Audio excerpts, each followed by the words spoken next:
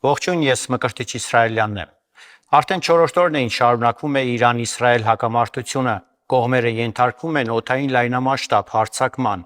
Իրավիճակը բավական թեժ է եւ մեծ է վտանգը տարածաշրջանային մեծ պատերազմի։ Պաշտոնական Երևանը բավական արագ արձագանքեց ստեղծված իրավիճակին։ Հայաստանի Հանրապետության արտաքին գործերի նախարարությունը հենց ռազմական բախման առաջին իսկ օրը հայտարարություն տարածեց, ըստ որի մտահոգիչ համարեց Իրանի վրա միակողմանի հարձակումը, դատապարտեց այդ հարձակումը եւ կողմերին կոչ արեց դադարեցնել ռազմական գործողությունները եւ հարգել միջազգային իրավունքը։ Ստեղծված անորոշ եւ չափազանց վտանգավոր իրավիճակում Հայաստանում կրկին ակտիվացել են ընդդիմադիր տարրերը, որոնք իրենց մեդիաներով եւ սոցցանցերում քննադատում են Հայաստանի իշխանություններին, մեղադրում նրանց իբր անգործության համար։ Զուգահեռ հանրության շրջանում խուճապային տրամադրություններ են գեներացնում Ադրբեջանի հավանական հարձակման վերաբերյալ։ Հայաստանում ողբասացների համար այսպես ասած բարենպաստ պայմաններ են ստեղծվել։ Բնականաբար ոչ ոք չի հերքում, որ իրավիճակը պայթունավտանգ է եւ ամեն րոպե կրակը կարող է տեղափոխվել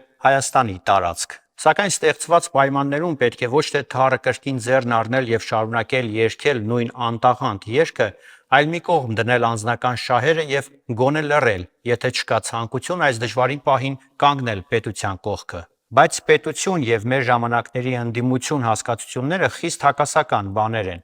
Ընդդիմությունը գործել է, գործում է եւ թերևս կշարունակի գործել ընդդեմ պետության։ Ընդդիմադիր ճամբարը առաջնորդվել է մեկ սկզբունքով, որքան վատ պետության եւ իշխանության համար, այնքան լավ իրենց համար։ Քաոսը, լարված իրավիճակը եւ խուճապը, այսպես ասած, բարենպաստ միջավայր են, որտեղ ընդդիմադիրներն իրենց լավ են զգում, ինչպես որոշ բնական արարածներ իրենց լավ են զգում ցեխի ու կեղտի մեջ։